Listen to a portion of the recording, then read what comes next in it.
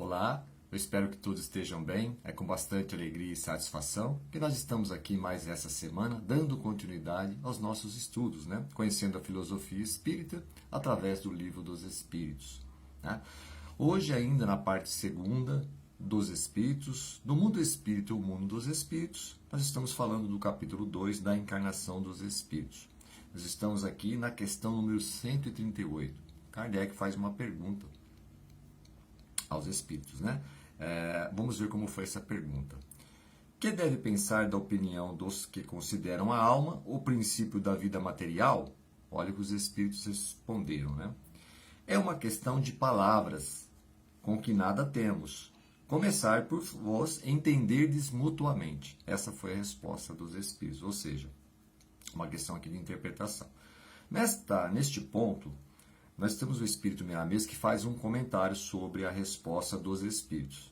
E o comentário, o artigo publicado por ele, diz o seguinte: opiniões. Vamos ver como foi esse comentário para a gente poder aprofundar um pouquinho, Miramês diz o seguinte: as opiniões são diversas sobre a alma.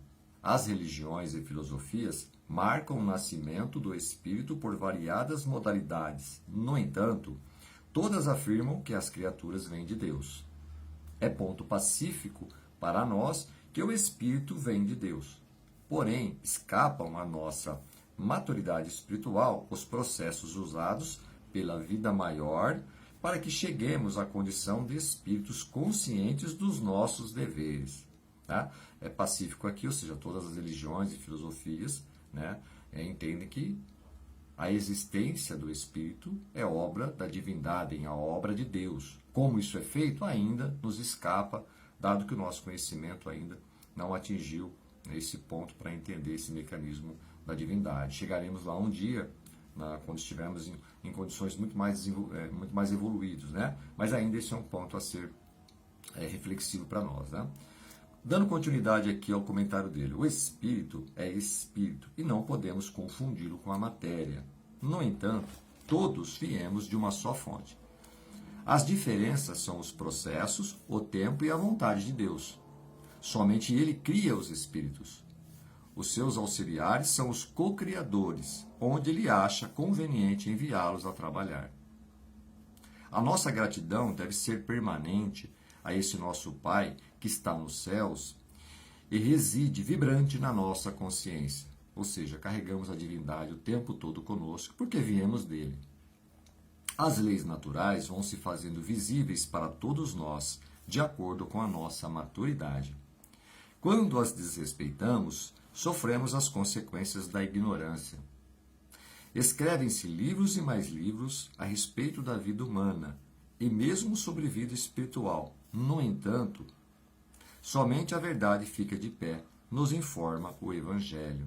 Diga a verdade e a verdade vos libertará, Temos essa conduta que nos alivia e que nos ajuda, a conduzir as nossas escolhas através do nosso livre-arbítrio, Se estamos submetidos a uma força que chamamos progresso ou despertamento espiritual, tudo deve modificar e essas mudanças são permanentes. Partindo das formas que conhecemos, podemos constatar essas mutações. Porém, nada se perde. O princípio único é vibrante e eterno dentro da eternidade da criação de Deus. A humanidade está se iniciando na sabedoria divina, e a marcha é de passo a passo. Se a natureza não pode dar saltos, o aprendizado é gradativo, mas nunca para. Querer parar no tempo, como alguns companheiros pretendem, para conservar as ideias do passado, é confabular com o que já era e esquecer o que deve ser. Os livros que já foram escritos sofrem modificações pelo tempo, dado a faixa humana estar sendo dominada ainda pela ignorância. O próprio corpo humano nos demonstra a necessidade de mudanças para viver melhor. A vida é uma escada na qual, de tempos em tempos, ascendemos um degrau.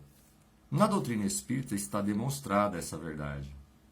Nos primórdios do espiritismo, fazia-se somente reuniões para comunicações com espíritos. Hoje, com a evolução dessa filosofia, podemos reparar o quanto isso mudou.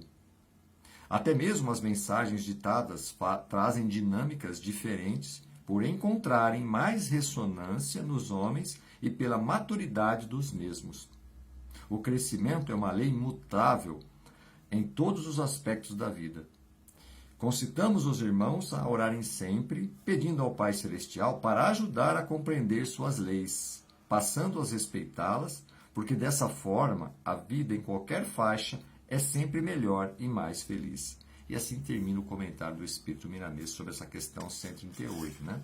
Bom, o que nós podemos aqui iniciar a nossa reflexão? O Espírito, todas as religiões, né, entendem que o Espírito é obra de Deus, vem da divindade. Isso é um ponto pacífico igual para todos nós. O que nós precisamos entender é que quando nós despertamos, né, para a consciência espiritual, a matéria é uma coisa, o Espírito é outra coisa. Porém, ambos vêm da criação divina. Mas quando nós estamos ainda no plano espiritual, né, nós não encarnamos num corpo físico, nós somos espíritos. Para facilitar a nossa didática, quando nós adentramos, né, na existência aqui do mundo físico e ocupamos um corpo, né, o espírito se transforma numa alma dentro de um corpo. Mas é tudo espírito. Porém, né, de uma maneira didática, para um melhor entendimento, né, o espírito, quando ele não está encarnado, ele é espírito. Quando ele encarna, ele se torna uma alma dentro de um corpo. Porém, ambos, tanto o corpo como o espírito, são obras divinas. Mas o espírito não é matéria, o espírito é espírito. Isso é um ponto importante, tá? Bom, se todos viemos de Deus, as leis naturais começam a se fazer presentes em nossas vidas na medida que alcancemos nossa maturidade espiritual. Afinal, Deus reside em todos nós. Ignorá-las trará maior sofrimento em nossa evolução. Algumas leis que nós possamos aqui de antemão, né, já fazer uma reflexão. A lei da reencarnação, né, que nós podemos entender a justiça divina através da lei da reencarnação e também o nosso próprio livre-arbítrio.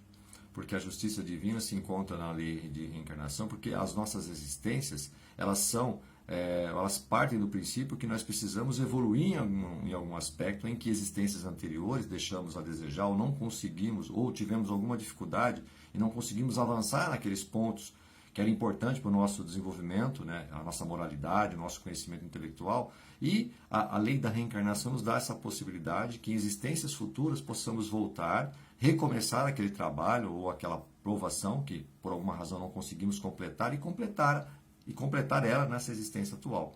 Então a lei da reencarnação, ela possibilita isso, explica muitas diferenças, né, que existem entre as pessoas, às vezes pessoas da mesma família com comportamentos, atitudes totalmente diferentes. Por quê? Porque o espírito ele tem o seu próprio livre-arbítrio, né? Então ele conduz a sua existência na medida que ele vai tendo essa maturidade, que ele vai se despertando através dos bons exemplos, através do próprio meio em que ele está, ou através da vontade própria de se tornar um ser humano melhor, não é?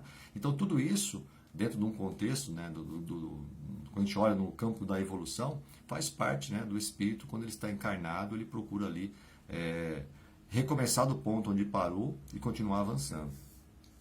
A lei do progresso, né, como já foi dito aqui, tudo caminha para o progresso, nada é fixo, as coisas são mutáveis. Se a gente olhar o planeta Terra, né, a gente percebe essa mutação, a gente percebe que há um progresso dentro da civilização humana. E é importante a gente acompanhar esse progresso e saber que, de tempos em tempos, conforme vamos despertando, vamos tendo mais conhecimento, nós entendemos melhor as coisas divinas, que ainda não temos esse conhecimento para entender algumas reflexões que a divindade nos traz, né? Também temos a lei do trabalho, que através do próprio trabalho, dos nossos esforços, né, construímos uma sociedade melhor, mais justa, mais igual, né, mais harmônica, né? A lei de causa e efeito, se hoje estamos sofrendo algum mal, devemos entender, né, o que causou este mal. Vamos ali acolher a pessoa, ajudar a pessoa, ou também nós, né, pedimos ajuda para sermos acolhidos, mas devemos depois pensar o que está causando esse mal, o que eu devo mudar no meu comportamento, o que eu deveria deixar de fazer ou começar a fazer, não é? A lei de causa e efeito também é uma lei. Quando nós entendemos isso, a transformação é permanente, né? Tudo se modifica conforme nosso progresso. Com isso, nós temos a natureza. A natureza não dá grandes saltos, né?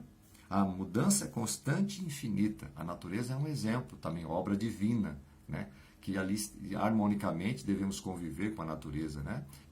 que nos ajuda aqui a passar pelas nossas provas e expiações. Então a doutrina espírita, inicialmente as reuniões eram mais de um cunho mais comunicativo entre os espíritos que estavam ali, né? Isso foi no início. Hoje, as dinâmicas trazem também um cunho educativo, os livros, as mensagens, né? Tudo que é feito é no sentido de melhorar a nossa moralidade, o nosso grau intelectual. Obviamente que depende de cada um de nós, da nossa vontade, da nossa sede de aprendizado, da nossa sede de se tornar um ser humano melhor, não é? Então, entendendo as leis divinas, respeitando-as, né, nos trará uma existência mais exitosa em todos os aspectos da nossa vida, né? Então, acho que foi uma lição muito produtiva, né, com reflexões importantes. Ok? Desejo a todos um feliz 2024, que possamos ter um ano com muitas conquistas, né, com muita saúde, com muita prosperidade, e até a semana que vem, se Deus quiser.